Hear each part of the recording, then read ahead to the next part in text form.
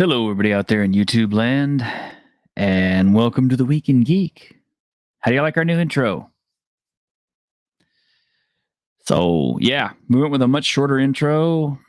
Hopefully, so people who are just getting around to our videos are not gonna, be stuck behind, 3 minutes of intro. Because some people were complaining that your intros are so long and it's not much fun when you're trying to watch them on replay. So I said, okay, so we went for shorter intros that just kind of jump right to the point. I'll be honest, I still prefer the old one just because I like hearing the full song. So, I don't know. But for now, we're going to roll with this and see how it goes. What can I say? Things change. Anyway, let's say hello to everybody out there in YouTube land. Hey, how's it going? Makini, Keely Chow, Lord Thoth, Nordapupus. What do we get else? We got Mercurius. Hey, Disciple of Logros. Hello. Shadow. Hello. Justin. Hello. Anime. Hello. Oh. Hello from Stuart's Waifu Handbook Discord. Okay. Yamato. Hello. Surly Unicorn. Good to see you. Ironcaster. Yes. Well, Ironcaster's here. So, all right. Shall we get this party started? We have Mr. Victor. Hoi iedereen. Who actually pulled ahead of me on subs, man. Congratulations, Victor. You're doing great. Yeah, thanks. Yeah, you guys people like a nice quality channel when I see it. yeah. Y'all check out the Scrying Dutchman's channel. He's awesome. Yeah. Mr. Grim Jim, who has always been ahead of me on subs. Yeah. It's okay. Things change. People change. Hairstyles change. Interest rates fluctuate. Change is constant. They do. And we have Ironcaster, who I actually hold responsible for this week's star event. Oh, sure. Blame me for the good ideas. Well, right. If it wasn't total blame. If it wasn't for you, I would not have heard of this Kickstarter, and I would not have pulled on our special guest today, Mr. Stuart from the Loading Crew. Howdy, friendos. How we doing? Hey. Oh, hey. He said friendo. I said the thing. You said That's friendo. today's friendo. And as an extra special guest, we have Greg. Oh, hello. Nice. Hey, Hello. I like that your little sub thing says not a scaly, as if denying it definitely doesn't make me think that you're definitely a scaly. That's the number one thing to do is to deny. Mm-hmm. Whoever smelt it, dealt it. Whoever denied it, supplied it. There you go. Whoever made the rhyme committed the crime. All right. Well, yeah, I have Ironcaster to blame for finding your Kickstarter because originally when he said, "Oh, hey, can we go a little bit longer on our Tuesday show so we can show off the Waifu Handbook?" And I said, okay, because at first I thought, oh, this, I mean, come on, this doesn't. But the more he started showing it to me, the more I was going, wait a minute, this is actually kind of cool. Hey, wait a minute. And before the show was over with, I had already hit the Kickstarter back button, so I'm an official backer now. So I appreciate that. Thank you. Sorry, go ahead. I would say I had come across it from I think that day when you were on Literature Devil. So hey, all these streams certainly seem to be helping.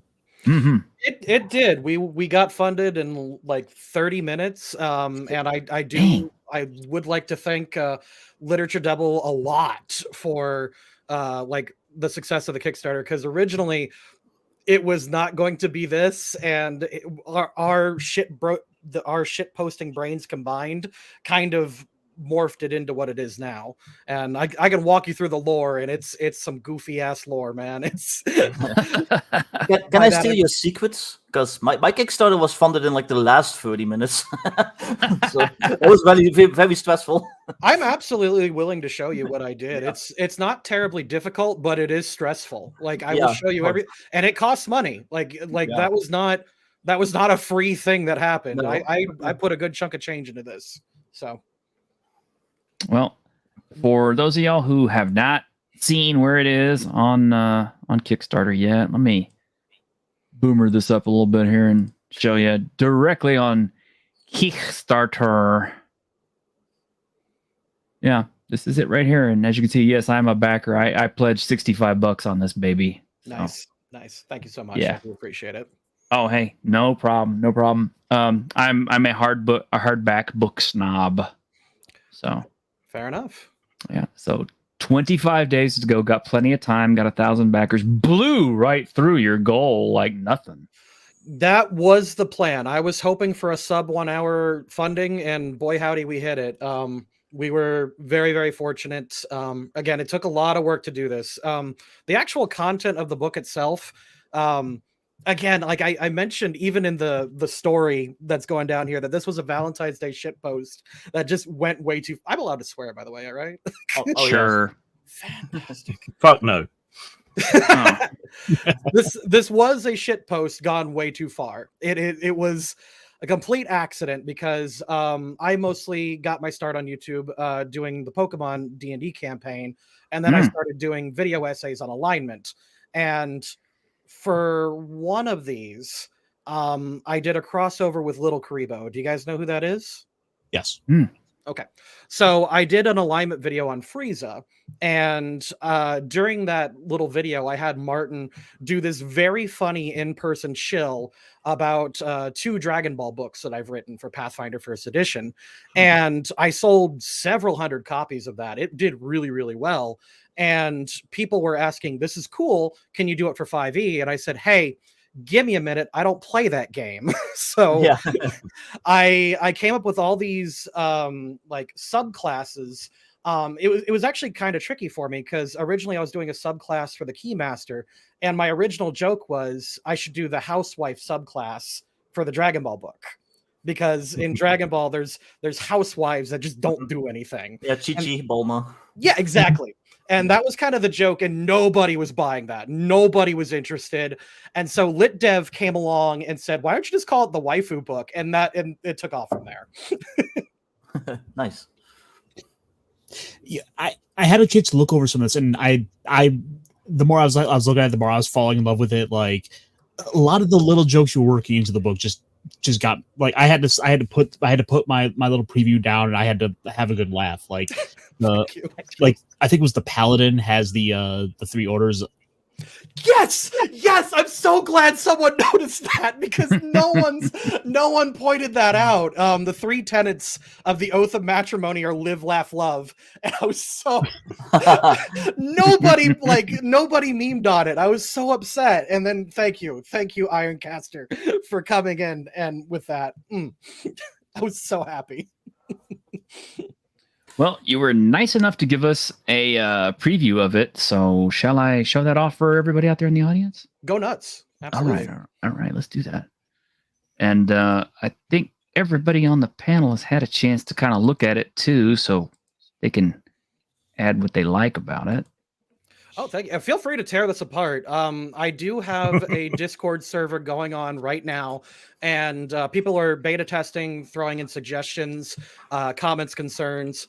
A lot of them I'm taking into account. Some of them it's like, nah, can't change that. It will tarnish the spirit of the book. But yeah, go for it. Tell me everything you like or dislike. Well, There was a little bit of. I was just going to say. Oh, sorry. You go ahead. Okay, I'll be brief. Okay,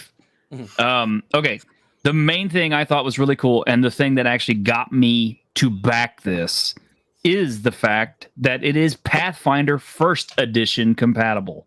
Because we're still hardcore First Edition Pathfinder players at my table.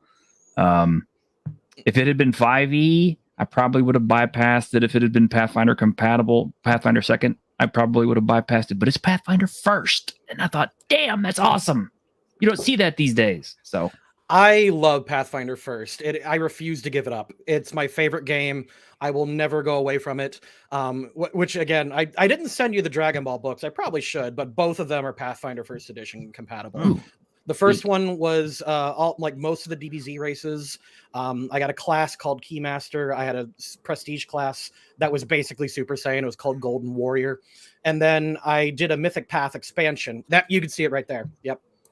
And the 2 Mythic Paths were for like what is basically Super Saiyan Blue and Super Saiyan 4.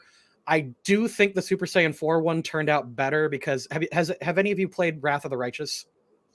Mm-hmm. I have. Yeah. It's kind of like how Wrath of the Righteous handles Mythic Paths. It unlocks really cool stuff for your bloodline more than like others, like just giving you a bunch of neat powers. Oh, and you have Wukong as a race? Oh, dang it! I'm buying it. Okay. Yeah, these definitely look fun. I'm like a old school Dragon Ball Z fan, so I used to run home to school to watch that stuff. Just so yeah. Same, thank you. I'll go ahead and send. I believe it's Ironcaster, right? I'll send it to you either after or during the stream when we get a break. Sounds good. Mm-hmm.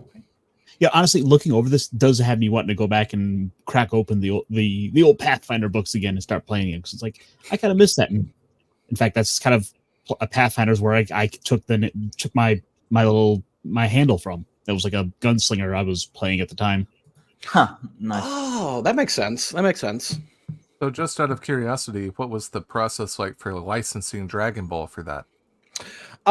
So Dragon Ball, you'll notice that Dragon Ball is not actually mentioned anywhere in those. It is not actually. It is Dragon Ball with the serial numbers scratched off, and okay. I will be redoing these books. This advertisement will be completely removed, and it will be, I will call it legally distinct by the time I remaster it next year. So you weren't worried about like the art being like too closely matching? Like I have no idea how copyright stuff works. So, but you'd figure like maybe the art being too close would be a thing too. I don't know. So behind me here, you can actually see a bunch of Dakimakura. My wife's the artist. We're actually a fan art company, and I'm used to dealing with copyright law. In fact, the Funimation lawyers love us. We get compliments from them all the time saying that our booth at conventions are what a fan art booth should look like. We've had a couple run-ins where we did get a couple C&Ds, but they were all very amicable, very polite, very like, hey, we can't let you do this here, but you could do it here, that sort of thing. So I am used to edging copyright law as close as we can. So that makes sense. Yeah, because the art is like it's really cool, and you can definitely tell straight away it's Dragon Ball. So yeah, so that artwork actually came from Masako X's channel. He commissioned a very popular Dragon Ball artist by the name of Malik for all of his thumbnails, and since I have a very good working relationship with Team 4-Star, well, not working relationship, I have a good relationship with Team 4-Star and Masako. He just let me use all of his assets. Nice. Mm-hmm. I mean, it depends on the company too. Like, if you're put anything that's 6 degrees away from Godzilla in your book, then Toho will come down from Mount Olympus. Yeah, exactly. Smite you. You'll be done. We said no. Yeah. So yeah, we are used to playing that line enough. And like I said, my wife's the artist for all of these, so that's why you see them behind me. This is not me just kind of weirdly doing a thing. Yeah. This is totally an advertisement right here. I mean, so you're writing a waifu book. You writing Dragon Ball Z books. I wasn't that surprised that there were body pillows behind you, to be honest. So they make excellent curtains too. And it does make at least a talkable. You know what I mean? Like it's engaging as a background. Yeah. Mm-hmm. And the nice thing keeps the neighbors from coming by and bothering you too much. True. Sorry? Said, well, the nice thing is it keeps the neighbors from coming by and asking you too much. All I'll say is, oh, you want to buy one? Here you go. The link is in the. I put the link in the chat already. Thank you so much. I do appreciate it. All right. Well, shall we look at the rest? Or? Oh, go for it. Yeah, absolutely. Okay. All right. Zip it all the way back. You've got a few innovations in this thing that I really want to talk to you about. So. Yes, sir. Okay. Well, first off, and I was like, "Oh, look at you!" I had more hair a couple years ago. Yeah. Okay, so this has been a long time coming. Well, that graphic is old. I started doing the video essays. God, I can't even tell. Maybe 2020. So right before the pandemic is when I started doing the alignment essays, and I had those made for that. So, yeah. Okay. Well, I mean, obviously, yeah, you've got new races, which is always cool. I mean, you always want that in a new Pathfinder book because it's as if, Pathfinder needs more races. But yes, always more races is good. Oh yeah. And who doesn't like Nekomata anyway? Yeah, Nekomimis.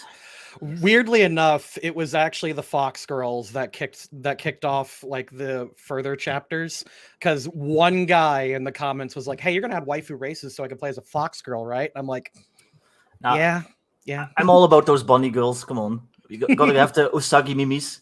Well, I like that there's a dragon type race that actually looks kind of like fun to play. I mean, and it doesn't look like, like, look, I am humanoid dragon. Oh, sorry, Greg. No,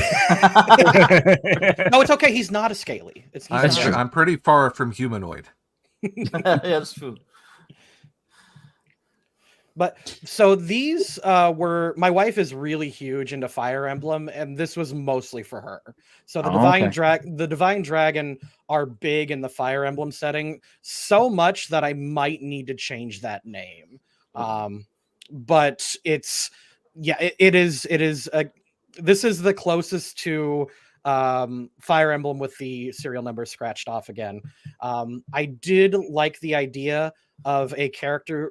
I love old immortal characters. Back when season 1 of Hell of a Boss was a thing, I thought it was very fascinating because every character was so ancient and old compared to like some of the new ones. And so I wanted to incorporate that as much as I could into this race.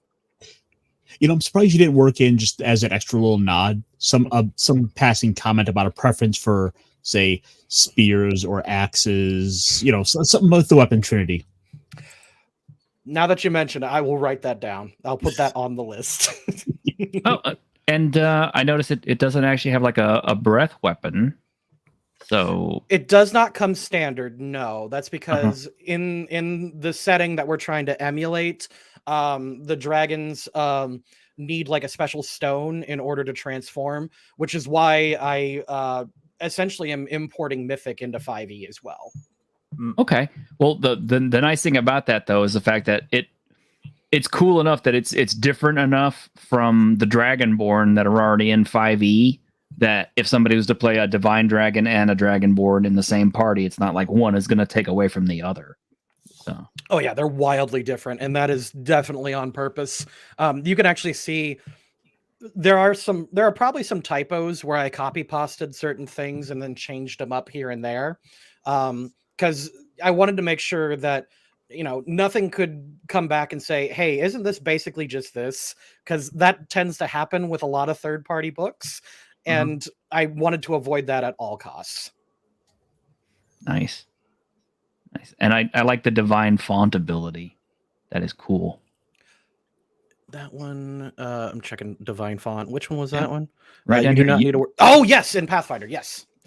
I was looking at 5e because that was the one I did a stream yesterday talking about these, and that was the one I talked about. But yeah, divine font. I really want to like show like that these are the creations of a deity, and as such, you don't need a deity in order to grant you spells.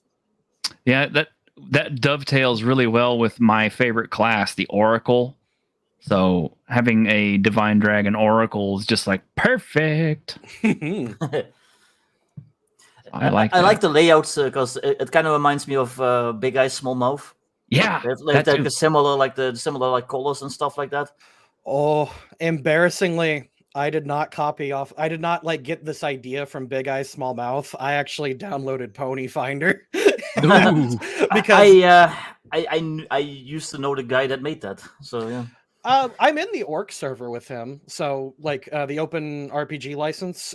He was the one that really helped me with the layouts, and I want to give him a big old shout out because his Pony Finder is also triple compatible. Or they released another book which is basically furries in the big city.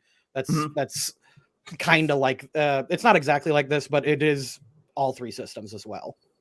And mythic stuff too. This is cool. Yes. So I am currently working on a book. So this information is a little outdated. When I did the Dragon Ball stuff, I did a crossover with another small channel called the Dungeon Coach, and we both did both did our Dragon Ball stuff at the same time. He did it for 5e, and then I did it for Pathfinder, and we, in order to incorporate the more powerful racial features, we came up with something called like a primal bloodline feature, and that was really, really cool. But like mechanically speaking, it does essentially just say screw it, your GM gives it to you. So we like I eventually decided, once I really got into the mythic stuff, that it would be best to incorporate mythic into 5e with its own book. And I do have a couple pages like essentially almost ready to go. But it is in the testing phases. Wow, and I like the fact that it's got so much, so many pages are devoted to every single class, or I mean to every single race. It's just, that is neat. Look at all this, man. This is so cool. You got so much stuff. You got feats. Oh, it's great. I love it. Sorry. Thank you. No, I appreciate it. Please go off. Go off. I think it was Ironcaster sent me the link saying, hey, we reviewed your book, and I'm like, oh, that's ballsy. And I opened it up, and like you guys were dunking on it, but you were having such a good time dunking on it. And then I think it was you that said this is not as dumb as I thought, which is exactly what I want. That's literally, yeah. I mean, that was my right on the spot opinion. I'm kind of like, because at first, like I said, at first when I saw it, I thought, oh no, come on, this is going to be silly. And then the more I got to look at it, I'm kind of like, this is okay. This is fucking cool. No, I like this. And then, of course, the dirty thoughts started infiltrating. And I started thinking, how can we marry this with kinks and cantrips? Oh, is it called kinks and cantrips? Yes. I thought you were saying kings and cantrips. I'm like, what's wrong with that? No, there was another third part. There was another Kickstarter campaign that went through about a month or 2 ago, called Kinks and Cantrips, which is effectively a sex book for 5e. Yeah, we reviewed. I saw this. I actually, I mean, good for them for making. They got their bread, but you know, it's a few years ago. Everyone probably knows this book, but years and years ago, a book came out called The Book of Erotic Fantasy. Oh yeah. Yep. And like on the surface, it's like, this is stupid, but if you crack it open, like there's some neat ideas in there, and it's funny. Like the book has a wicked sense of humor. Like, and that's kind of that had an effect on me. I do not do a project unless the elevator pitch is batshit insane. And once you've got it down, that's what I want to do. Like, don't give me another, this is the Irish D&D. I was like, nah, I don't care. This is the waifu D&D. All right, I'm on board. Let's go. Now, if only we can like start getting more people to do Berserk with the serial numbers filed off, that would be great. Next year, I am tentatively working on a project called the Complete Shonen Handbook, where the advertisement is like, this is the D&D book with some chest hair. So. Nice. I'm not gonna. There's not a whole lot of chest hair within the shonen genre. True. Back in the 80s, there were. Depends. Bauer. Oh, never mind. I mean, everybody was clean shaven in the Apocalypse and Fist of the North Star, so there you go. Yeah, you get the idea though. The first thing that falls out with radiation is your hair, but I guess it depends on the chest hair. Yeah.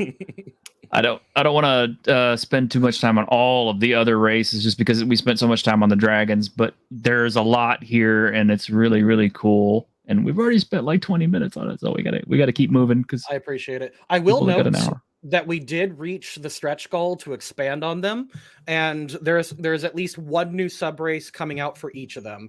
The only one that's going to be tricky is Zenko, because I kind of milked that one dry.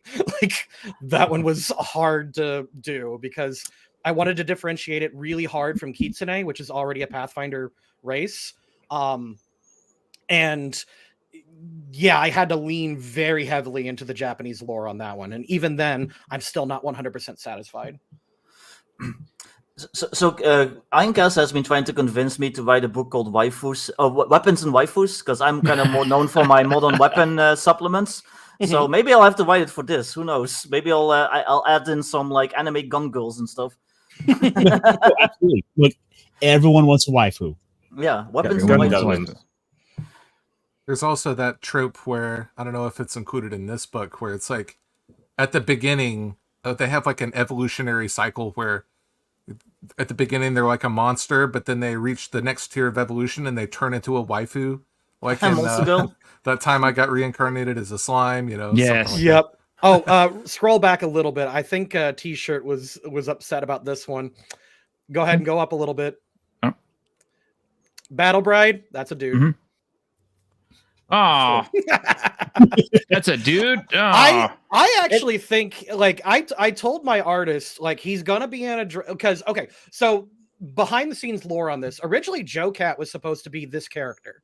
Yeah. Oh. So back when this was a shit post and I was just writing the classes, I have a good relationship with Joe, and I said, hey, can I borrow your he has a graphic of him in a dress. Just roll with it. And he I said, hey, can I borrow that? Because the girl on the cover is a strong orc girl, and he's very into that. And I said I was going to have them married. And he said he was very much on board. But then once this got expanded and we started like going into 200-page count, I contacted Joe and said, I don't feel right selling this on your name. And I eventually replaced him, and he was cool with it. So. Oh, someone wants to remind you you're adding Lamias. Yeah, we did reach the Lamia tier. That was the first stretch goal that we hit. So, And also, it's an elf. We all know that elf males count as waifus. So true. I don't want to actually you, but that's an ASMR. well, it's a good point. He is. So He does. I think easy he looks, mistake to make. I think he looks. Despite being in a dress, I do think it's about as masculine a dress as you can get. Like, I think he looks the only way it can be manlier. The only way it can be manlier is if it starts getting colored tartan and you call it a kilt. True, but yeah, it's still in the favor. It's in the flavor of the book, I would say. So, what's cute about this monk way of the housewife? This sounds silly at first, and yet one of my favorite anime out there is Kengan Ashura, and one of the main characters in it is Gaolon Wongswat, who is a Thai boxer, a Muay Thai kickboxer, and he's an unbelievable badass. But the deal is the whole thing behind him is kind of like they said, yeah, he would make a really lovely house husband because he loves to cook and accessorize and clean and go shopping and do all this stuff. So when I saw this, I thought this had to be like Gaolon a little bit. There is a popular web manga out right now that did get an anime adaptation called Way of the House Husband, and it's a former Yakuza guy who is just straight up a house husband, and it took off, and that is why I call it Way of the Housewife.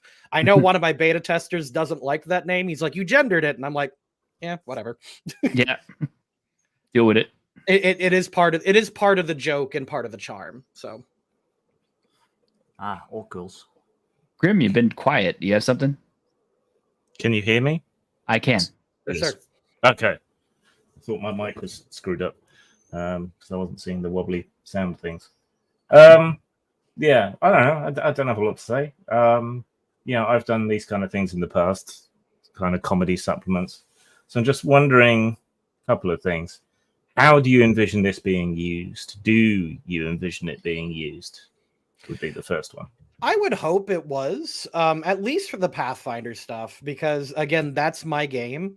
Like the Waifu Prestige class, was the one that I created first, and it's the one that I think is the most able to be realized, simply because like Pathfinder has the leadership feat, and it's not very good in any kind of balancing sense. And I think this one, if you treat it as this is the leadership feat fully realized, this is the one you should go with. I currently do have a Mythic Rise of Runelords campaign going on, and we're using a lot from this book. If you know anything about Rise of Runelords, one of the characters married Amiko Kaijutsu, and she took levels in Waifu for that. Oh. I would use this one kind of like a mate RPG type campaign. Do you know mate RPG? Pretty much. It's kind of like this. I think I played it during the beta test like years ago when they were at a convention. Otherwise, I have not touched it since. Yeah. You know, I think when I initially sort of pitched showing him this Kickstarter, I said this book was going to go on the shelf right next to the made RPG. Yeah, you did. The other thing I was interested in, you said you did some Pokemon stuff. See, when I think of waifus, I tend to think of harem anime, and so I would tend to think of them as like supporting characters or retainers. But that's always a complicated pain in the ass with most games, but especially something as deep as Pathfinder. Was that any part of what you were thinking? So most of the book, the big theme is teamwork feats. Like all the 5e subclasses especially are based around bonding with another character, and then they are more powerful together. So the waifu class is the same way. The waifu background here are all based off of like their marriage or their relationship to marriage or things like that. Essentially, if you are trying to avoid the common like main character syndrome, I think this is a good solid way to do it. You can rename it, of course. Like you don't have to call it the waifu class. If you don't like that, just call it the spouse class. I don't care. Like the anime aesthetic is just a marketing gimmick, just like everything else. You know, if you call out some YouTuber and say this evil YouTuber did this, like you're just playing the YouTube game. Like everyone knows this. This did help the book stand out. So I think everything is solid enough to play in a real campaign. But you know, because it's labeled as a comedy book, maybe people won't. I don't know. Look at that character. She has glasses and a donut, but otherwise is a complete caveman in every way. Yeah. Now, this is something I thought was pretty innovative. So not so long ago, I started watching an anime. Well, I actually watched it and finished it, which was called Campfire Cooking with My Ridiculously, Incredible Skill in Another World. And that anime is all about a guy who comes from, it comes from our world. It's an isekai. And his only ability really is to cook and to get stuff from mail order. So he uses his abilities to cook and make meals out of the monsters and stuff that his party kills, and they end up being like super meals because they're all sorts of good stuff for him. Well, that same gimmick is one that I looked at and thought, man, that's really cool. I'd like to add that to an RPG. And then another Kickstarter, well, it's either a Kickstarter or it's a quick start, has come out that's called Wilder Feast, which uses a whole different system. And I thought that's kind of similar to what I want, but this is kind of more like Monster Hunter and less like, campfire cooking. And then I saw this and I thought, okay, this is the thing that really sold me on it. Because this is an idea that I really want in a game. So it was really inspired by the Owlcat games, like Wrath of the Righteous and Kingmaker, because the camping mechanics were surprisingly fun and quick. And they were so popular that Paizo stole them back from Owlcat and put them in the Kingmaker 2nd edition book. In fact, you could see me referencing Kingmaker on page 115, providing aid for camp activity. It's right there. See, page 112, Pathfinder Kingmaker Adventure Path Companion Guide. They stole it back, and because they did their solid cooking mechanics, I was kind of married to going to that because I can't, obviously I'm not going to fight Paizo on trying to make the better cooking mechanics. But I did reflavor everything for Pathfinder 1st edition 5e, and I added way more activities. There's probably 3 times as many activities in my book as there is in theirs. Theirs was your waifu at the campfire. Oh yeah, absolutely. Go ahead and go to where is it? Head pats. Yes, head pats. There it is. Is the hand holding? Come on, that has to be hand holding. Come on. Love mage. That's the love mage class. That's the hand holding class. Sorry, Greg or Grim, I forgot you're British. Degenerate. No sex, please. We're British. I had to put into course.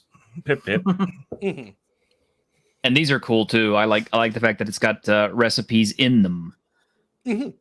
That's dangerously close to ass hair pasta for me. Okay, fine. Let's go do a different one then. Aberrant brain. There you go. Now the one thing. So the one thing I was very, very proud of that I did, again, not even Paizo touched this, is the substitution mechanic. In the Kingmaker setting, or in the Kingmaker companion book, they do this really I'll almost say kind of an annoying thing where they only have basic ingredients and special ingredients, and that is the only way you can make a thing. You can't kill a monster and harvest its parts. So one of the things that I definitely wanted to do was to add potential Monster Hunter like esque moments where it's like, hey, we killed definitely not a mind flayer. Let's take its brain and make a meal out of it. You know, I think even Historian, I think you even said that in the last session, it does add value to like these monster corpses. Yeah. Well, the first time I saw, value being added to monster corpses was in Starfinder, where you actually have monsters who are the treasure because their components are what you harvest to sell in Starfinder. And so I thought, well, this is an added level that you can put into it. Now you've actually got other reasons to harvest monster bits.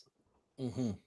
So this is a really cool idea. Not to mention it's something to think about, especially if you got a dedicated dungeon adventure. It's kind of like, okay, well, now we're like, 5 levels deep. We haven't seen the sun in, 3 or 4 days, and the iron rations are running out, but we just killed a banshee. What can we do with it? Mm-hmm. Suddenly that black pudding monster's looking pretty delicious. That's right. That's right. Are there any real life recipes in here? No real life recipes, unfortunately. I am not a cook. I just learned how to use a smoker, and I am not good at it. Bullet Wellington, nice. Dire ramen. I love that. Or a boulet, whatever the hell you're supposed to pronounce that. I think it's boulet. But yeah. I still have no idea if anyone's ever tried one of the recipes for my stuff, but if they have, I'm sorry. You have recipes? He does. Yeah, all of my books has a recipe in it. It's kind of like a running gag, like a real life actual thing. Ghost fire roasted peppers. That just sounds cool. Gelatinous cubelets. Okay, everybody's gonna try to make this. Yeah. I mean, won't they like just melt your mouth away? Aren't they like acidic? That's my favorite. Holy hardtack. Holy hardtack. The one thing that I did add that is kind of radical for at least 5e and Pathfinder 1 is I did blatantly steal the critical success, critical failure thing from Pathfinder 2e, because I think when it comes to cooking, I think that was appropriate because you can pretty much make anything, in real life, and it could be okay. And if it's decent, it does what it's supposed to do. But a transcendently good meal, like that can change you, everyone. Yeah. And this is what I liked about it right here is the fact that it actually gives your characters abilities. Pathfinder First Edition, if you manage to get this long strider salad, which has a fairly high prep DC, although not totally out of the realm if you're specializing, but it gives you a +5 land movement speed, and on a critical success it gives you more, and on a critical failure, oh well. Bit like blue mages in Final Fantasy. A little bit, yeah. Phoenix Fried There's a character in 11 or an earlier one who the big fat chef guy who ate monsters and took their power. He was quite fun. 7. I think is Guy what you're thinking Fieri? of. No. 9. Oh, 9. You're right. Sorry, Yep. you're right. 9. Yep. Yeah. Sparkling nymph soda. It doesn't say what goes in it though, so you're not actually having to harvest any nymph bits. It's so difficult to milk a nymph. I mean, but you'd have fun trying. It's a nymph. Mm. Tiefling food cake, yes. I mean, the unfortunate thing is it all goes to your tail. Yeah. Tsundere pizza. I don't remember who suggested that one, but I temporarily banned them from my Discord when they suggested it, and then I immediately invited them back in because, yeah, that's a funny idea. It has to go in. Okay, now see, Ironcaster, this is unacceptable use of pineapple on a pizza because it's got jalapenos on it. Of course, no, it's perfect. It's the perfect recipe for it. Yes, this They call spice is Mexican pickles, okay? yeah. This I will go with. Now, is that a stuffed crust? Is that a cheese stuffed crust? Could be. I mean, Whatever looks your kinda imagination wants it to be. It'll It doesn't increase have the maple DC. waffles It'll on increase the DC by 2 if you add cheese to the crust, I think. Uh-oh. Vorpal wine. And then we have legendary recipes on top of this. Does Vopal wine take your head off if you drink too much? Yes, Actually, actually, go back. I gotta be that guy. So under critical failure, someone go ahead. You could, whoever. Critical failure. You feel the full effects of this wine, fall unconscious, and cannot be awoken for 24 hours. During this time, you have unsettling, but in hindsight, comical dreams about your body running around without your head as you desperately call to it, trying to get it to pick you up. That's funny. Yeah, I like that. Just I out should of make it curiosity, legless rather than headless. who did the artwork for the food? A lady in our Discord named Serenity. I can give you her information. I paid her a good chunk of change for all these, and by the end of it, she hated me, and that was not enough money. I will be paying her. They're almost like photorealistic, you know. Yeah. They're very good. I had to double check, and I asked her like 3 times. I'm like, "Are you sure you didn't use like anything that would get me Yeah. in trouble?" And she was like, "Nah, she did that from scratch." And I'm like, "Good job." Dang. Okay. Hellfire curry. Oh, there we go. Yeah, look at that shit. That looks like a photograph. That's does. cool though. Oh, Tyrannosaurus tamales. Uh-oh, cultural appropriation. No. Funny It's thing no is, chili I think macabre. the original name of that one was, I think, Megafauna Mixiote, and unfortunately, Serenity had no idea what Mixiote was, so she made me tamales instead, and I was just like, all right, we'll just change the name, not a big deal. That's okay. My ancestors approve. They probably would have done that too. One of my best bros right now is Literature Devil, and he's a 3rd generation Latino. He's like, go for it. He says, appropriate my culture, please. Like it's We like it when people appropriate our culture because usually I'll do really cool stuff with it. So I'm all for it. Gamera is really neat. Gamera is made of meat. You know, that's- Gamera. And we have some actual waifus. Chicken kaiju curry. yes. Chicken kaiju curry. Well, you know, Grim, now you're going to do another food themed game. I broke my brain doing all those Mexican puns. Oh, I don't know, man. The chimichangaroos just killed me. Beans. Rice and beans. if we want to scroll up just a tiny amount, Daphne, that's that stat block there. That is That's a a big 20th ass stat level. block. That is a 20th level character with 10 mythic ranks. Whoa. Yep, I'm going to have to redo it too because we hit our stretch goal. I have to redo her mythic ranks, and I'm not looking forward to it. Yeah, I'd get something to build that with because it's a lot. If you can point me in the direction of a good Pathfinder First Edition builder, please do. Okay. I'll see what I can find because I've seen them. Wow, compound dragon bow. Ooh. Oh, geez, and it transforms to colossal size when she goes into drag. Jeez, She may or may not be a final boss-esque character. a little bit. Just call it Karen if it's a final boss. Here, take this giant bow and plus an additional 10d6 of fire damage. Because fuck you. Is a compound dragon what you get when a gold and silver dragon mate? Or maybe when one eats a bunch of C4.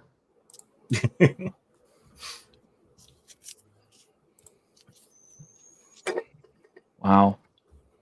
So yeah, I'm definitely glad I backed this because this is a lot of value for what you're paying. I mean, this is like a 200-page book.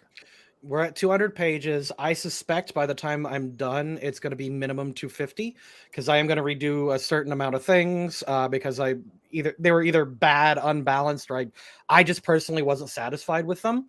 Like I am like not a perfectionist, but I'm definitely one of those people where it's like if I'm not happy, I just trash the whole thing. So I am coming back and I'm going to redo at the very least Ranger and a couple other things. I also need to add in subclasses for Pathfinder 1st and 2nd now, and it's just there's more work to do, and I'm looking forward to it. Unique. It's very dense, like lots of stuff packed on each page. So yeah, you get a lot of content for Yeah, for the money, it's a great deal. Wow. So, okay, chat, what do you guys think? Well, I do think we have a super chat to read. We do. Okay. Where do we have? Okay, we do have a super chat from Anime Fan for $1.99. It was me. I married Ameko. Okay. Good on you, bud. He's one of my boys in my GM for hire. He's a Dampier. Good guy. A Dampier? Oh, okay. A Daywalker, you mean? Yep. Well, that's right. They had to change the names, didn't they? Well, that's Blade, the Daywalker, but he's a Dampier. He's a half vampire. Yep. Wow. Well, like I said, when Ironcaster originally showed it to me, I thought it was silly, but you know what? Now I'm on board. So it's still silly, but you can also be on board. I mean, they're not mutually exclusive. It can be silly and fun. What's that? I said it's got me wanting to bust out the Pathfinder again. Yeah. Do you have any questions? Feel free to grill me. I am willing to. I'm big enough to say I don't know on certain things, so feel free to just keep going. I did like some of the ideas you had going there, like a lot of this is kind of built in a way that you could help buff additional party members by kind of playing by playing into sort of a relationship between players. Mm-hmm. One thing I did notice when I was beta testing, especially with the food, is you'd be surprised what little things, like how you can just make roleplay better by adding just small mechanical differences to either food or like a character's relationship. 5e has the ceremony spell, which is very, very good, but the problem with it is that players need, they'll inevitably try to min-max it. And I say, hey, just lean into it, go for it. As long as sorry, go ahead. I was going to say that is a bit of a problem. It seems like every other new book that Wizards brings out for 5th edition, they add some new mechanic that makes players even stronger.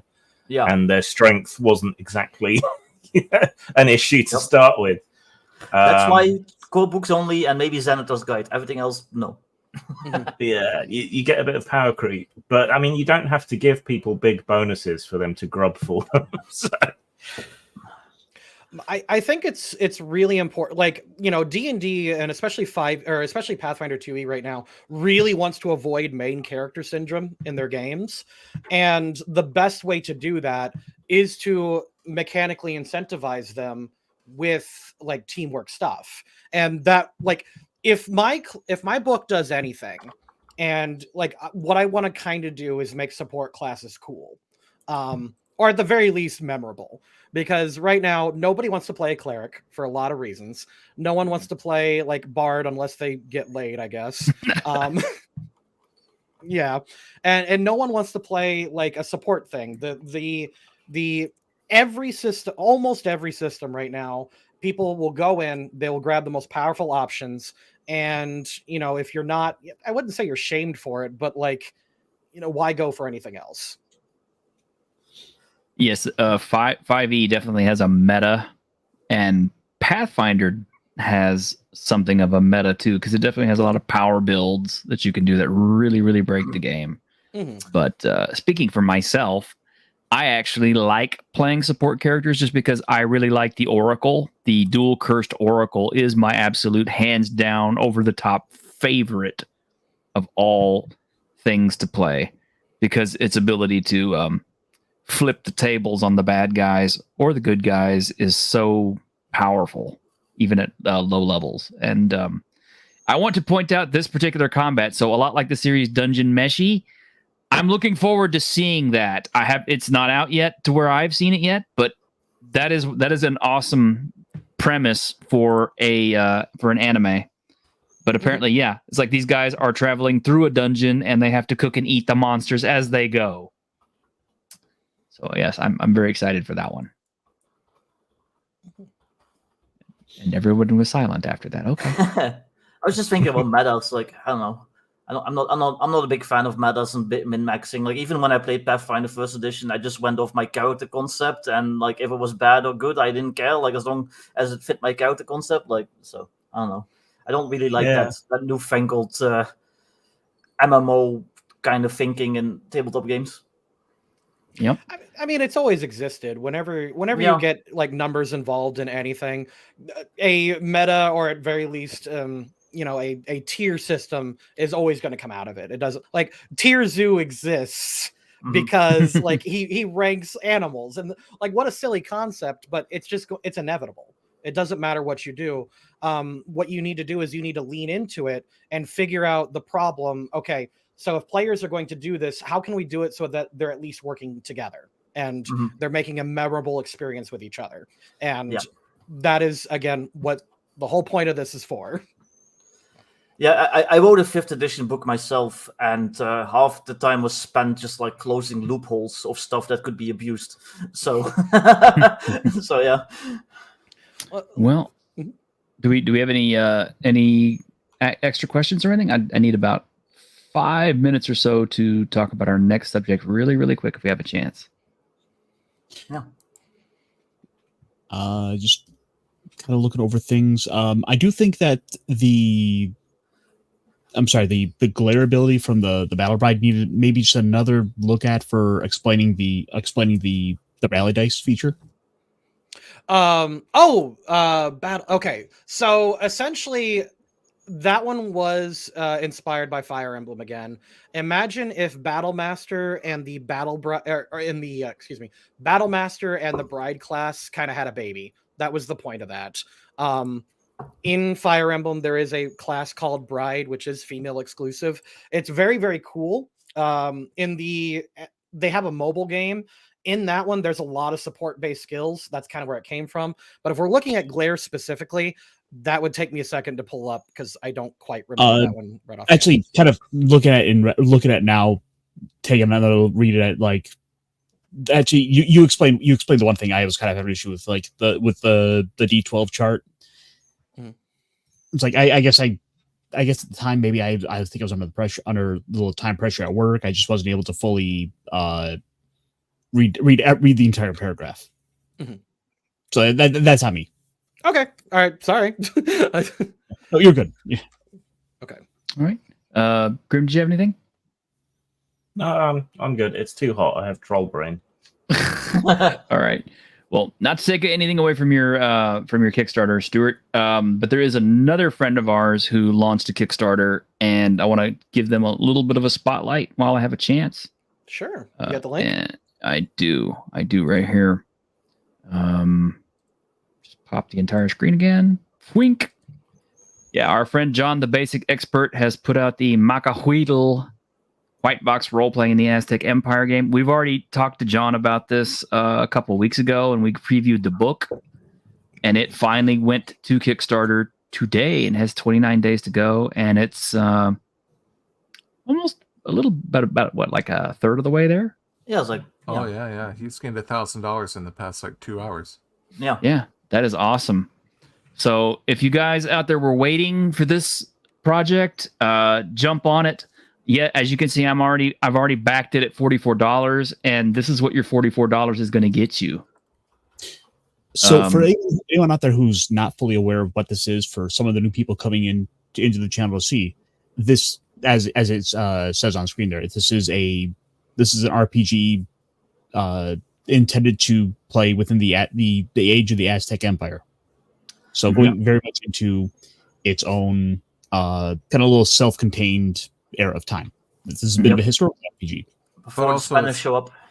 Yeah, but also it's white box D&D, so it's an old school D&D style that goes back to the 70s, but it has a lot of new kind of tweaks and modern things that he's done to it, which is great in my opinion. I feel like we need to go back sometimes, not all the time, but need to look to the past. And it's unflinching. It represents the culture as it actually was. It doesn't try to clean anything up. And It's hearts for XP instead of gold for XP. Yeah. Yeah. If you want to learn more about it, you can go check our Week in Geek a couple of weeks back when we had him on as our special guest. Because we definitely went over the book pretty extensively there. Now, I as I said, I backed it at the $44 amount. What that's going to get me is a hardcover offset print book, which is really nice. These books are printed in Lithuania, and Greg had a tip for John on that one, so nod of the hat to Greg for that. Yeah, those guys do a good job. This is also going to get me a print-on-demand copy, as well as the PDF. And for the amount of content that you're getting in there, I think that's an awesome deal. Yeah, and I would highly recommend that. If I just backed it. Is this her like you mentioned old school D&D? Is this her like first edition? It's before first edition almost. Yeah, it's white book, so it's like original D&D pretty much. OD&D. Yeah. Well, I just backed the hardcover, so. Oh, nice. Sweet. Yeah, that's awesome. Like, you know, to mention, like, you don't have to be an expert in Mesoamerican history to play this. You know, it's like there's a lot of games out there that are Norwegian or Swedish fantasy. I forget the name of the one game that's good. But it's like it tells you everything you need to know. Like you can jump right in and like you can get it, you can figure it out. Even if your knowledge is just like from pop culture, like you'll still have a good time.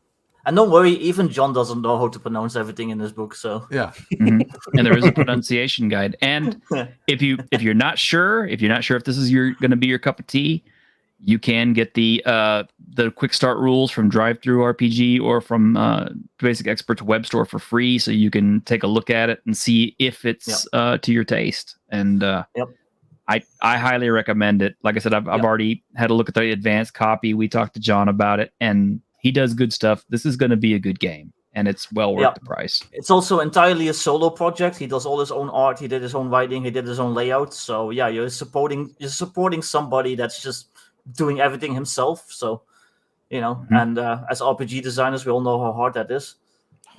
Show off. So there we go. Well, I'm showing him off, not myself. So it's fine. Yeah, please don't show off on screen. Doing everything. Victor, leave your clothes on, damn it.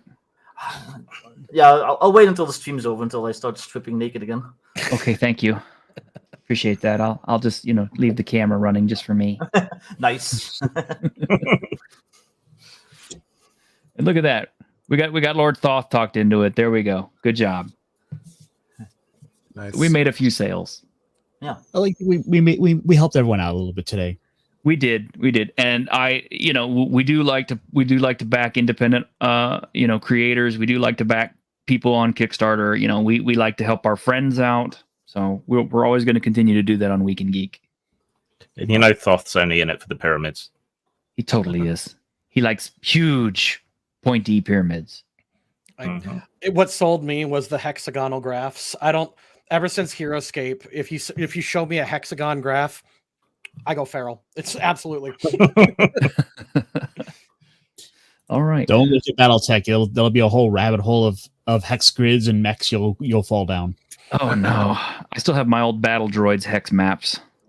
But anyway, all right. Well, since we're at our hour mark, let's wrap that up for today. And like I said, we're going to the shorter formats on Week in Geek now. So we've got like the 1 hour show on Saturday and a 1 hour show on Tuesday, where you can catch me and Ironcaster more or less just kind of shooting the shit and having generalized projects. Although I have to admit, Waifu on Tuesday, spawned this show. So good things happen.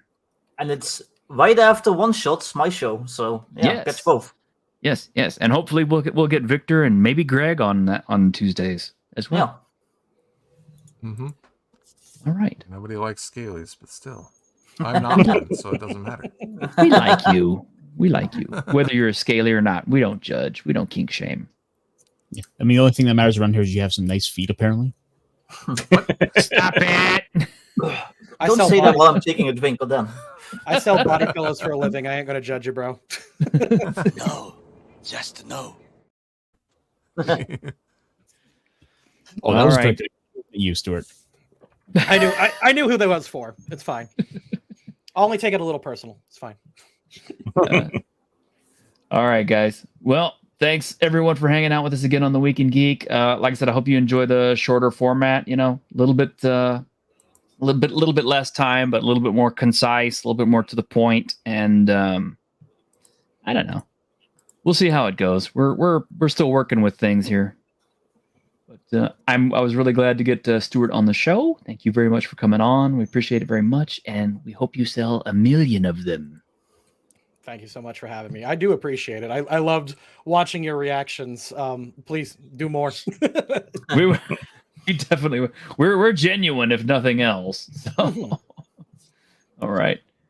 Well then, on behalf of the staff of the Hotel American Coral Essex, I bid you all sweet dreams.